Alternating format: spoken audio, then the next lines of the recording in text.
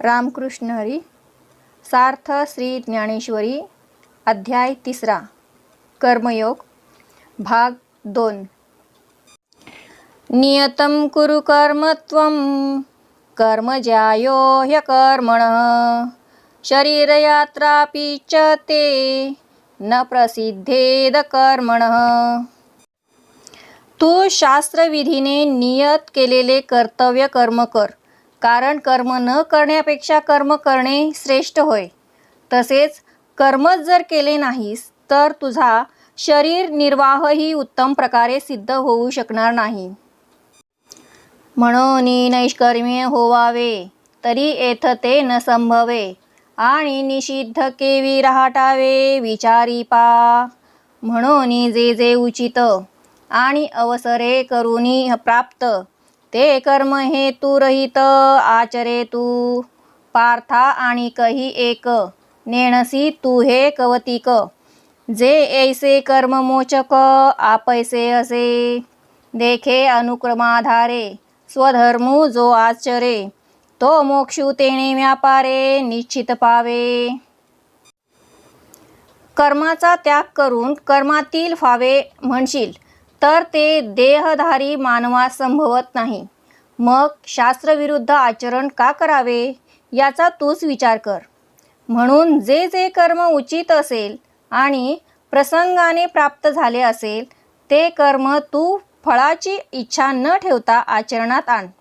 अर्जुना, आणखी एक म्हणजे निष्काम कर्माचे कौतुक तू जाणत नाहीस. ते हे की निष्काम कर्म हे सहजपणे कर्मबंधनातून सोडविणारे असते.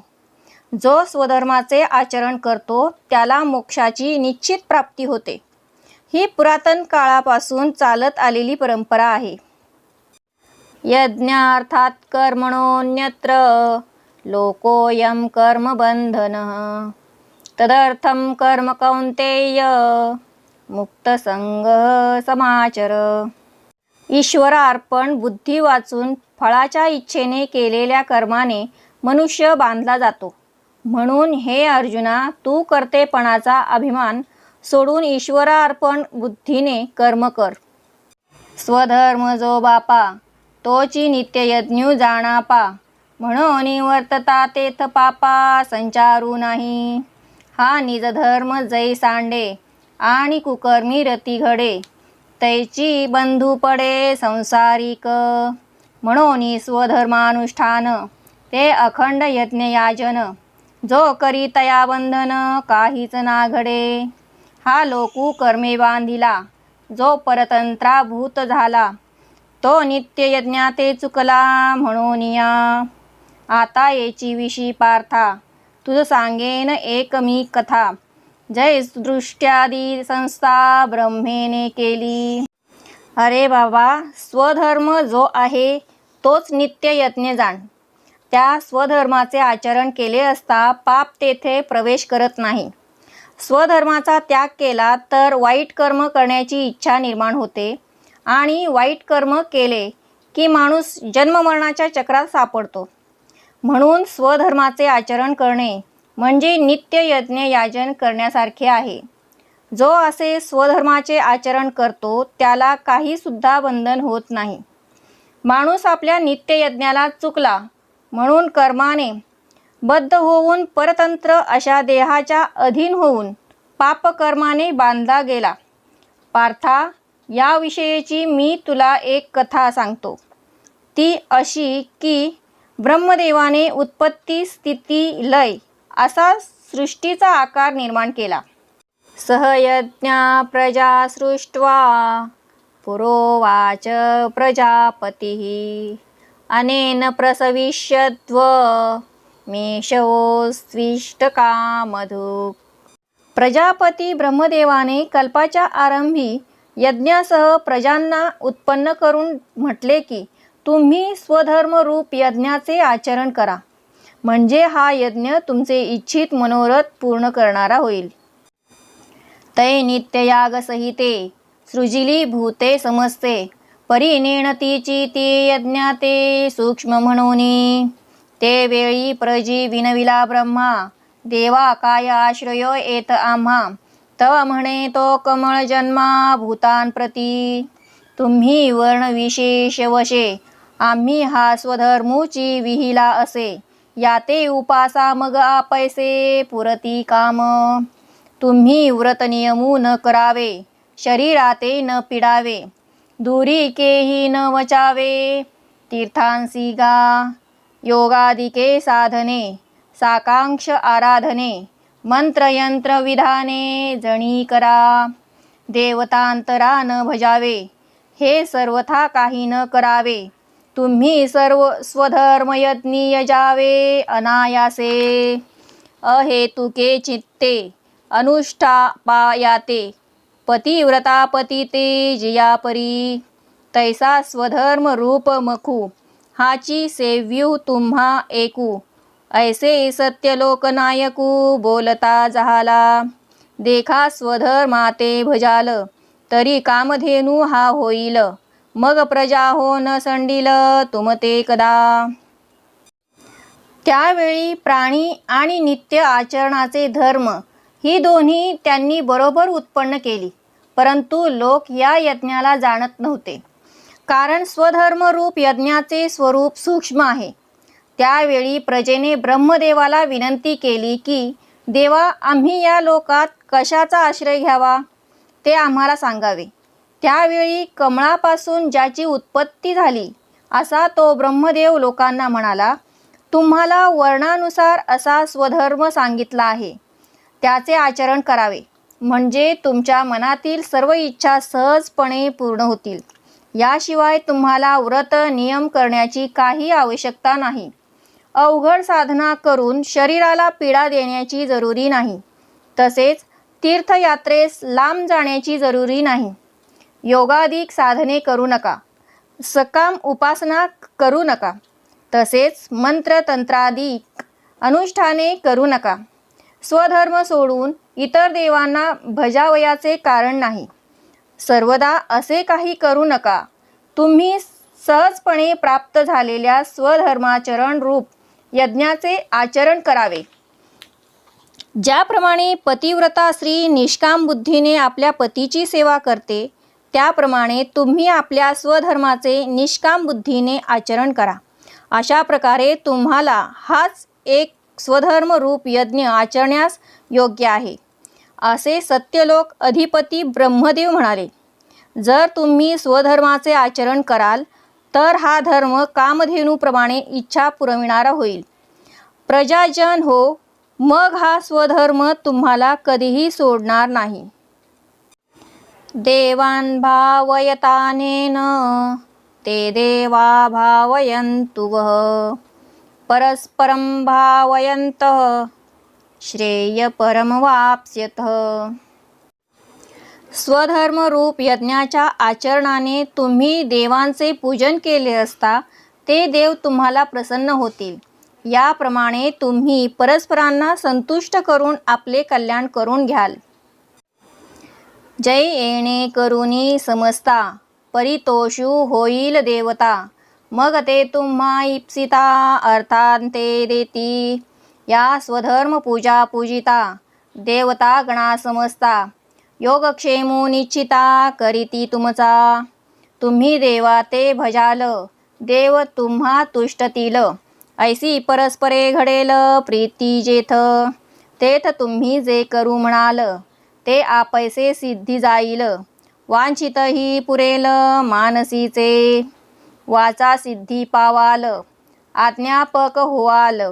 म्हणिये तुमते मागतील महारुद्धी. जैसे ऋतुपतीचे द्वार वनश्री निरंतर. ओळंगे फळभार लावण्येसी. या स्वधर्माच्या आचरणाने सर्व देवतांना संतोष होईल आणि मग ते तुम्हाला इच्छित भोग देतील. या स्वधर्मरूपी पूजेने सर्व देवतागणांची पूजा केली असता ते देव तुमचा योगक्षेम निश्चितपूर्वक चालवतील. तुम्ही स्वधर्मद्वारा देवांची भक्ती कराल तर देव तुमच्यावर संतुष्ट होतील. असे एकमेकांचे एकमेकांवर जेव्हा प्रेम जडेल तेव्हा तुम्ही जे करू म्हणाल ते सहजच सिद्धीस जाईल आणि तुमच्या मनातील सर्व इच्छा पूर्ण होतील. तुम्हाला वाचासिद्धी प्राप्त होईल. तुम्हीच आज्ञा करणारे व्हाल. तुम्ही महासिद्धीला काही मागून घेण्याऐवजी महासिद्धीच तुम्हाला हवे ते मागतील. वसंत ऋतूचे द्वारात ज्याप्रमाणे वनशोभा ही आपल्या फळपुष्पभाराच्या लावण्याने सदैव वास करीत असते. इष्टन् भोगन् हि वो देवा दास्यन्ते यज्ञभावितः दैर्दत्तान् प्रदायैभ्यो यो भुङ्क्तेस्तेन एव सः. स्वधर्म यज्ञाने तृप्त झालेले देव तुम्हाला प्रिय व हितकर भोग्य वस्तू देतील. त्यांनी दिलेल्या भोगवस्तू देवाला समर्पण केल्या वाचून जो त्याचा उपभोग घेईल तो चोर समजावा.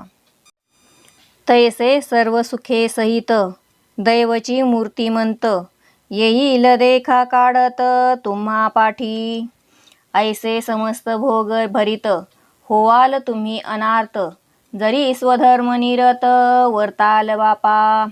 का झालिया सकल संपदा जो अनुसरेल इंद्रिय मदा. लुब्ध होऊन या स्वादा विषयांचिया तीही यज्ञभाविकी सुरी. जे हे संपत्ती दिधली पुरी तया स्वधर्मी सर्वेश्वरी न भजेल जो. अग्निमुखी हवन न करील देवता पूजन. प्राप्त वेळ भोजन ब्राह्मणाचे विमुख होईल गुरुभक्ती. आदर न करील अतिथी संतोषने दिल ज्ञाती आपुलिये. ऐसा स्वधर्म क्रियारहितू आथिले पणे प्रमुत्तू. केवळ भोगासक्तू होईल जो. तया मग अपावो थोर आहे जेणे ते हातीचे सकळ जाये. देखा प्राप्तहीन लाहे भोग भोगू. जैसे गतायुषी शरीरी चैतन्य वासू न करी. का देवाच्या घरी न राहे लक्ष्मी. तैसा स्वधर्मू जरी लोपला तरी सर्व सुखाचा थारा मोडला. जैसा दीपासवे हरपला प्रकाशू जाय. तैसी निजवृत्ती जेत सांडे तेथ स्वतंत्र ते वस्ती न घडे. ऐका प्रजा हो हे पुढे वीरांची म्हणे. म्हणून स्वधर्म जो सांडिल तया ते काळू दंडिल. चोरू म्हणून हरिल सर्वस्व तयाचे. मग सकळ दोषू भवते घीव सोनी घेती तयाते. रात्री समयी स्मशानाते भूते जैसी. तैसी त्रिभुवनाची दुःखे आणि नाना विधे पातके. दैन्य जात तितुके तेथेची वसे. ऐसे होय तया उन्मत्ता मग न सुटे बापा रुदता. परिकल्पांती सर्वथा प्राणीगण हो. म्हणून निजवृत्ती हे न संडावी इंद्रिये बरळो नेदावी. ऐसे प्रजा ते शिकवी चतुराननु. जैसे जळचरा जळ सांडे मग तत्क्षणी मरण मांडे. हा स्वधर्मू तेणे पाडे विसंबो नये. म्हणून तुम्ही समजती आपुला लिया कर्मी उचिती. निरत व्हावे पुढत पुढती म्हणी पतसे. त्याप्रमाणे सर्व सुखांसहित मूर्तिमंत भाग्यच तुमचा शोध करीत करीत तुमच्या पाठीमागे येईल. बाबांनो, अशा प्रकारे जर तुम्ही एकनिष्ठपणाने आपल्या स्वधर्माचे आचरण कराल तर सर्व ऐश्वर्याने तृप्त होऊन तुमच्या मनात विषयांची इच्छा राहणार नाही.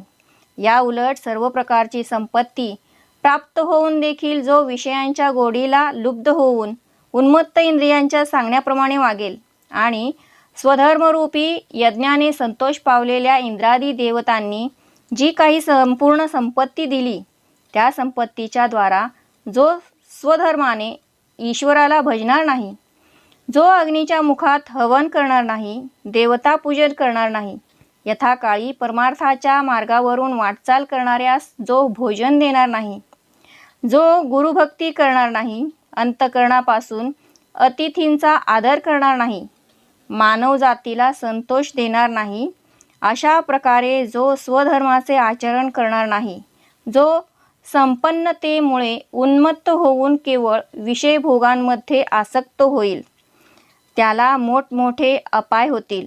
त्यामुळे त्याचे जवळ असलेले सर्व ऐश्वर नाहीसे होईल.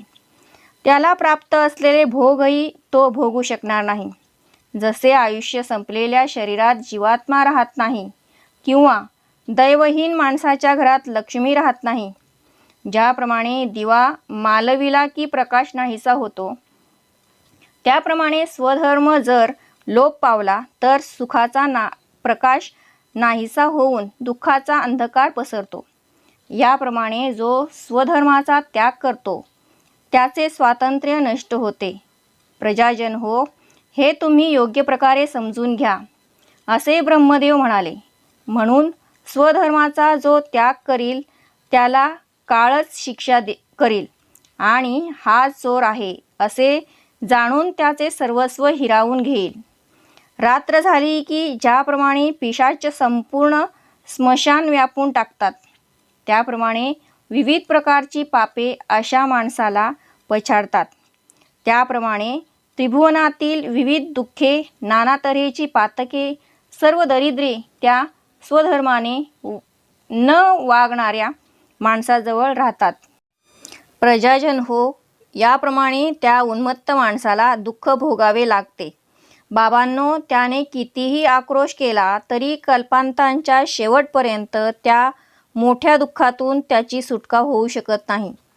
म्हणून कोणीही स्वधर्माचा त्याग करू नये आणि इंद्रियांना सैल सोडू नये. याप्रमाणे ब्रह्मदेव प्रजेला समजावून सांगू लागले. ज्याप्रमाणे एखाद्या जलचराने पाण्याचा त्याग केला तर त्या क्षणी त्याला मृत्यू येतो, त्याप्रमाणे स्वधर्माचा त्याग केला तर माणसाचा सर्वनाश होतो. म्हणून स्वधर्म कधी सोडू नये. म्हणून तुम्ही सर्वांनी आपल्या स्वधर्माप्रमाणे निरंतर कर्मे करावीत. हे मी पुन्हा पुन्हा सांगत आहे, असे ब्रह्मदेव म्हणाले. यज्ञशिष्टाशिन संतो मुच्यन्ते सर्व किल्बिषै भुञ्जते ते त्वगं पापा ये पचन्त्यात्मकारणात्. यज्ञातील शेष राहिलेले अन्न खाणारे महान पुरुष सर्व प्रकारच्या पापांपासून मुक्त होतात आणि जे पापी लोक आपल्या शरीर पोषणाकरताच भोजन करतात ते तर अन्नाच्या रूपाने केवळ पापच भक्षण करत असतात.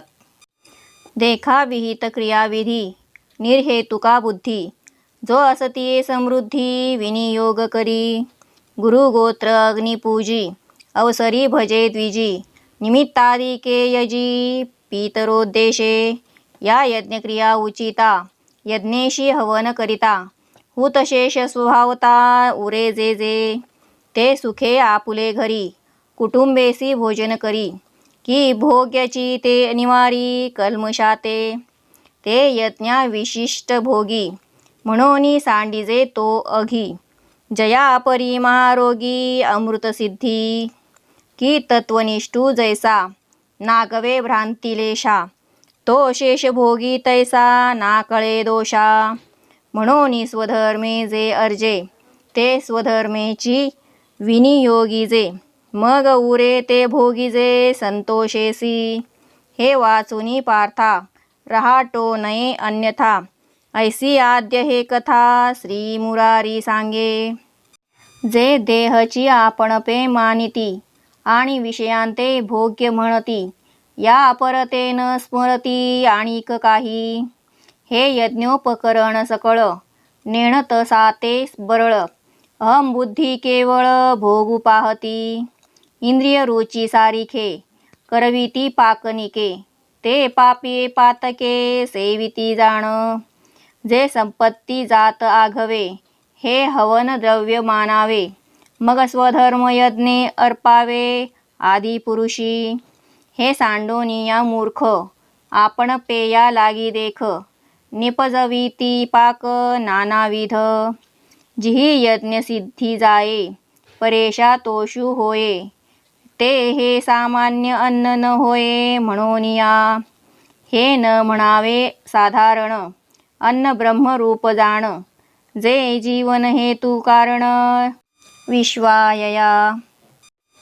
जो विहित कर्म अनासक्त बुद्धीने करतो आणि आपल्या संपत्तीचा विनियोग स्वधर्मासाठी करतो जो गुरुची मनोभावे सेवा करतो, स्वगोत्रातील लोकांवर उपकार करतो, अग्नीची पूजा करतो, योग्य प्रसंगी ब्राह्मणांची सेवा करतो आणि पितरांच्या करिता श्राद्धादी नैमित्तिक कर्मे करतो, या सर्व विहित उचित अशा यज्ञकर्मांच्या रूपाने यज्ञभोक्ता ईश्वराच्या ठिकाणी हवन करून जे जे यज्ञशेष सहज राहील ते सुखासमाधानाने आपण कुटुंबासह सेवन करतो. त्या यज्ञशेष सेवनामुळे त्याचे सर्व पातक नाहीसे होते. अमृताचे प्राशन केले की ज्याप्रमाणे महारोग नाहीसा होत असतो, त्याप्रमाणे यज्ञातील अवशेष जो भोगतो त्याची दुःखे नाहीशी होतात. ज्याप्रमाणे ब्रह्मनिष्ठ माणसाला भ्रांतीपासून बाधा होत नाही, त्याप्रमाणे यज्ञशेष सेवन करणाऱ्यास दोषाची बाधा होत नाही. म्हणून स्वधर्माच्या आचरणाने जे मिळेल त्याचा विनियोग हा स्वधर्मासाठी करावा.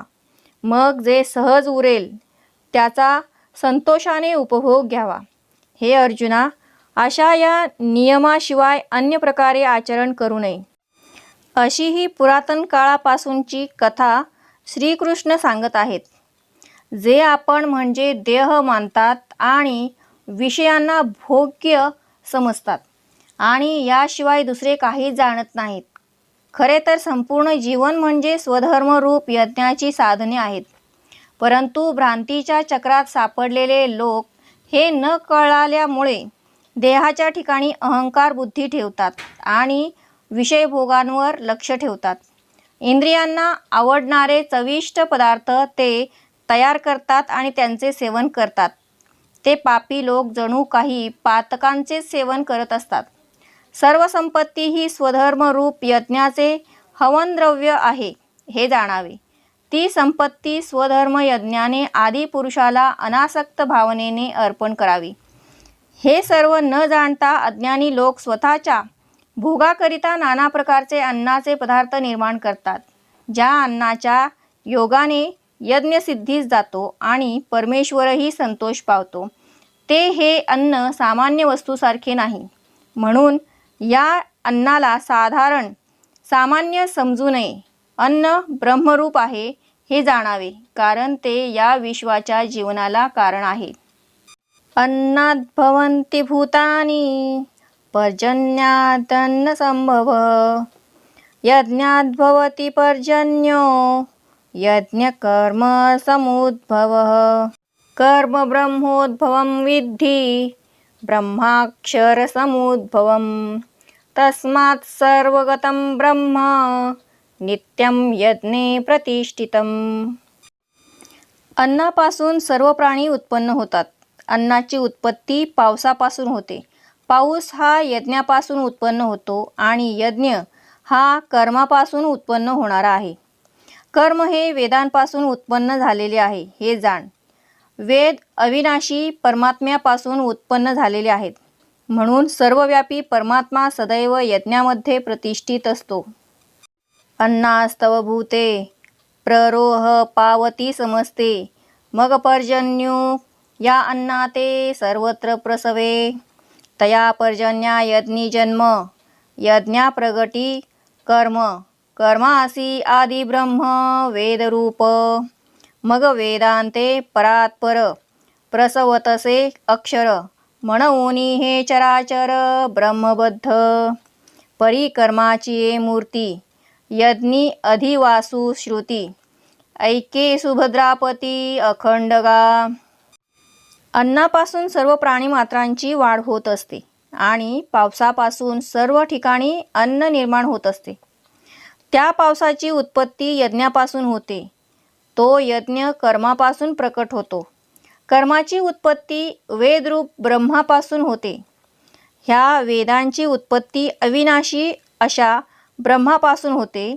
म्हणून हे सर्व चराचर विश्व ब्रह्मामध्ये सामावलेले आहे. हे सुभद्रापती अर्जुना, ऐक. कर्माचे मूर्त स्वरूप जो यज्ञ, या यज्ञामध्ये सर्व वेद तात्पर्य रूपाने निरंतर राहत असतात.